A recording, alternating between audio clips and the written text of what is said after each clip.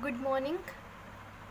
अपना एसएसटी का चैप्टर चल रहा था मौर्य डायनेस्टी और गुप्त डायनेस्टी। तो उसके अंदर अपन ने थोड़ा बहुत देखा था कौटिल्य के बारे में और चंद्रगुप्त के बारे में। आज अपन उसके आगे का पार्ट देखते हैं। ओके। चंद्रगुप्त के बाद में उनका जो पुत्र है वो शासक रूलर बनता है। जैसे उसके बाद में है बिंदुसार। ओके। बिंदुसार ने कब से कब तक शासन किया था? 297 से 273 बीसीई से। बीसीई का मतलब होता है ईसा मसीह के जन्म से पहले। ओके। तो बिंदुसार ने 297 से लेकर 273 तक शासन किया था। उस टाइम पे ये उल्टा चलता था। Okay. Chandragupta was succeeded by his son Bindusara. जो बिंदुसार है इसने अपने पिता को और भी ज़्यादा सफल बनाया था। ओके। और चंद्रगुप्त के बाद में इसके बिंदुसार को, इसके पुत्र को रूलर बनाया गया। He was also known by the name Amitraghata. इससे बिंदुसार को अमित्रा घाट के नाम से भी जाना जाता है, क्योंकि अमित्रा घाट का मतलब होता है शत्रुओं का नाश करने वाला। तो इससे इसका नाम था एक और Amitraghata. Okay. Under him उसके बाद में देखो, उसके तहत the Maurya empire extended southwards up to Mysore. Okay. जो मौर्य साम्राज्य था इस समय, मतलब कि बिंदुसार जब रूलर था उस टाइम पे कहाँ तक उसका शासन था उसके बारे में है। मौर्य साम्राज्य ने दक्षिण की ओर मैसूर तक विस्तार कर लिया था। कहाँ से? जो साउथर्न साइड से लेकर के मैसूर तक, साउथर्न की साइड में जो मैसूर था वहाँ तक उसने अपना वो साम्राज्य का विस्तार कर लिया था। Only Kalinga and some southern most part were outside him empire. अब उसमें कौन सा राज्य बचा हुआ था? ओनली कलिंग। ओनली केवल कलिंग और कुछ दक्षिणी भाग था जो उसके साम्राज्य के बाहर था। ओके। उसने मैसूर तक तो अपना साम्राज्य विस्तार कर लिया था, लेकिन कलिंग था और कुछ दक्षिण का हिस्सा था, दक्षिण का पार्ट था, साउथर्न पार्ट, वो बचा हुआ था जो उसके साम्राज्य में नहीं था। He was a man of well interested. और वह विभिन्न हितों का एक व्यक्ति था, मतलब कि सबके साथ सहयोग की नीति अपनाता था। ओके।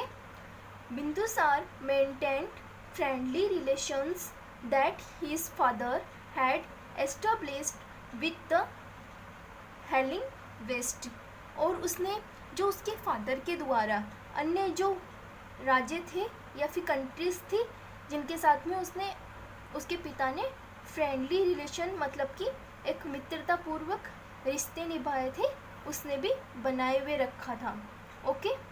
अपने पिता के जो बनाए हुए दोस्ताना संबंध थे उसने हेलेनिक, ये थे हेलेनिक पश्चिमी, जो उस साइड में जो भी स्थापित राज्य थे उसमें भी उसने संबंध अच्छे बनाए रखे। एम्बेसडर का मतलब होता है दूत। From Syria and Egypt. Egypt किसको बोलते हैं? मिस्र को। Okay. Ambassador from Syria and Egypt also visited Bindusara's court. Syria और इजिप्ट, मिस्र से भी कुछ राजदूत थे जो उसके दरबार में आए थे। किसके दरबार में? बिंदुसार के दरबार में। Okay. Bindusara was not a Jain like his father. उसने अपने फादर के जैसे खुद को जैन नहीं बनाया था, मतलब कि उसने जैन धर्म नहीं स्वीकार कर रखा था। ही बिलीव्ड इन द आजीविका फिलोसॉफी।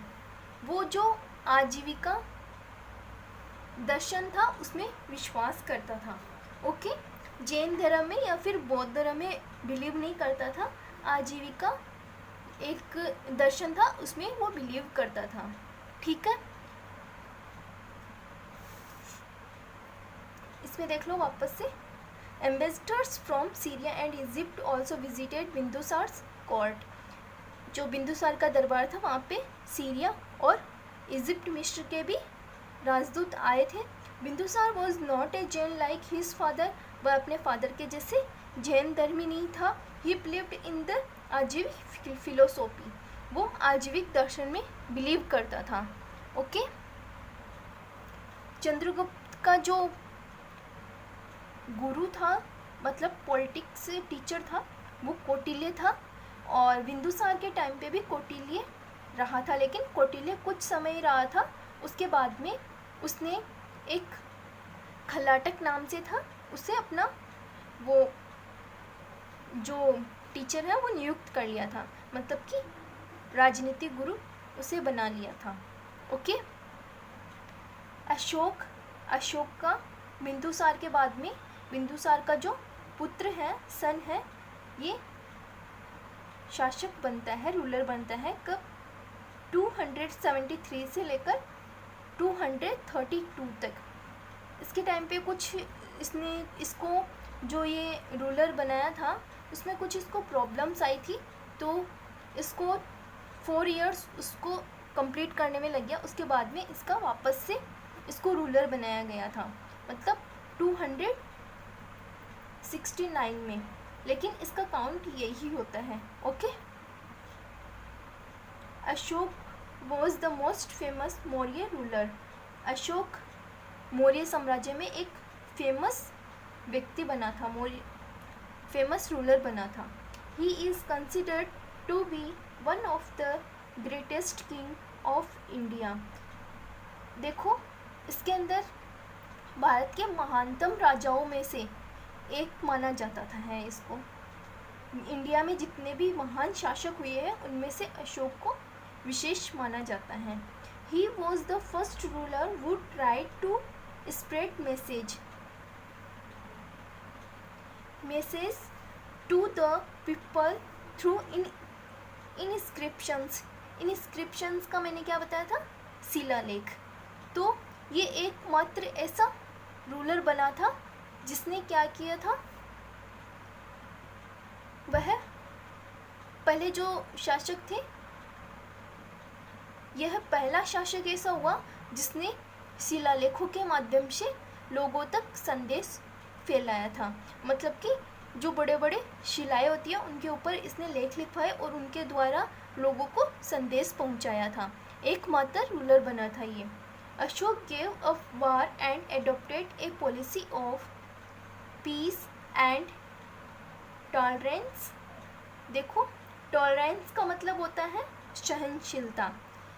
अशोक ने क्या किया, जो युद्ध नीति थी उसे तो छोड़ दिया, मतलब कि युद्ध करता था वो सब इसने छोड़ दिया और एक शांतिपूर्ण और सहनशीलता का जीवन अपनाया।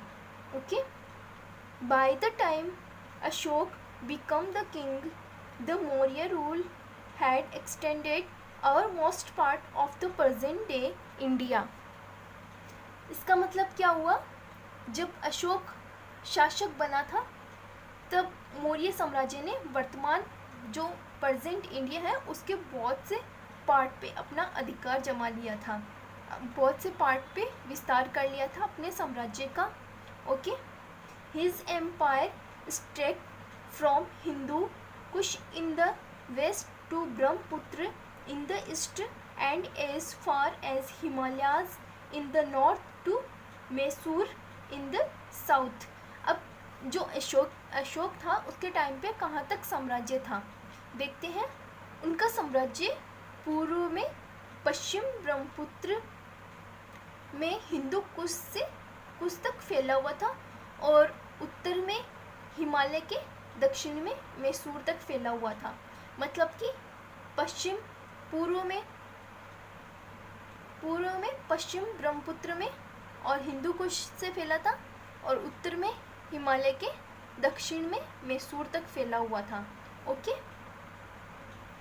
Kalinga the kingdom in south India which none of his in character कुल।